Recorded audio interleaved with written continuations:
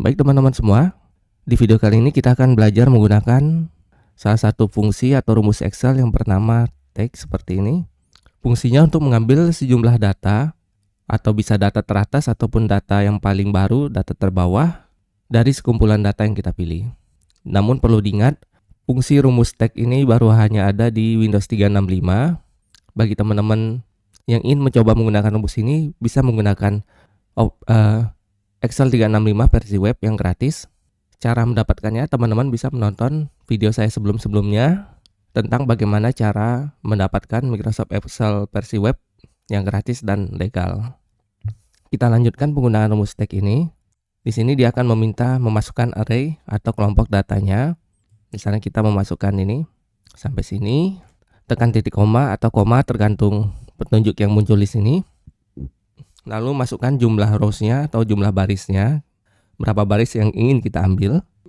Misalnya kita ingin mengambil 3 baris saja.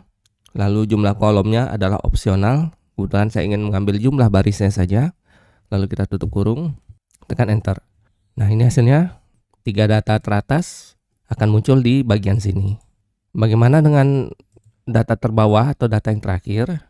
Kalau kita ingin misalnya mengambil 3 atau 5 data terakhir, kita tambahkan tanda minus seperti ini, baru angka jumlah row yang kita ingin ambil dari bawah. Lalu tekan enter. Kalau kita lihat dari Andi Setiawan sampai Wahyu, benar ternyata hasilnya memang seperti itu. Ini kan hanya satu kolom. Kita ingin misalnya mengambil beberapa kolom atau semua kolomnya. Kita pilih saja semua kolom di sini, baru titik koma, baru jumlah kolom yang kita ingin ambil, misalnya 3. Tutup kurung, tekan enter. Nah, teman-teman bisa melihat hasilnya seperti ini. Nah, tinggal misalnya mau ditambahin judul yang sama, taruh saja di atasnya. Nah, seperti ini. Untuk menghapus rumusnya, teman-teman tidak bisa di bagian lainnya, teman-teman. Hanya bisa di bagian tempat kita menuliskan rumus pertama tadi. Seperti ini. Kalau kita tekan delete, baru dia terhapus semua. Bagaimana kalau misalnya data tabel ini bersifat dinamis? Jadi misalnya kita hanya ingin menampilkan 3 data terbaru dari data ini secara dinamis atau datanya berubah-ubah, atau datanya selalu bertambah, dan kita ingin menampilkan di sheet berikutnya 3 data teratas saja. Teman-teman bisa menggunakan format table di Excel supaya datanya akan selalu terupdate. Misalnya seperti ini, kita ingin di sheet baru ini tampil 3 data terakhir saja misalnya. Oke, kita sudah buat di sini. Kita ingin mendapatkan 3 data terakhir saja. Kalau pakai cara manual seperti ini kan, misalnya take, kita pilih misalnya ini, titik koma min 3, tutup kurung, enter. Misalnya kita ada data terbaru seperti ini.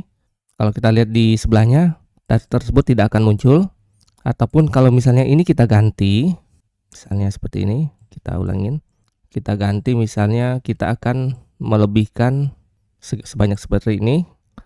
Jadi misalnya mungkin nanti kalau kita ada tambahan, kita bisa akan muncul data baru di sini. Kalau kita buat seperti itu, misalnya seperti ini, hasilnya akan 0 karena dia akan mengecek data terakhirnya dari data E31.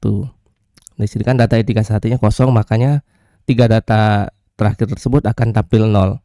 Untuk mengatasi ini, makanya kita perlu menggunakan fungsi format table-nya Excel. Ini kita hapus dulu yang di sini. Teman-teman bisa memblok semua datanya seperti ini, lalu klik di tab insert, pilih table. Nah, di sini ada tampilan seperti ini, range-nya A1 sampai E21, my table has header, dicentang, lalu tekan OK.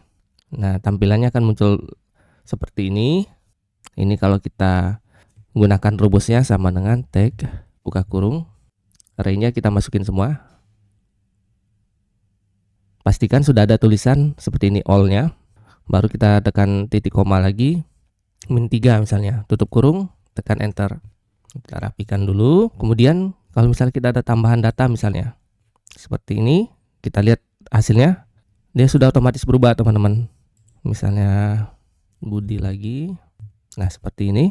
Kita lihat Excel sudah otomatis akan mengambil 3 data terakhir karena kita sudah menggunakan format table yang ada di sini.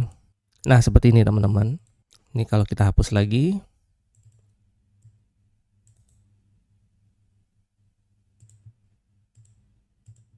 Nah, hasilnya akan seperti ini.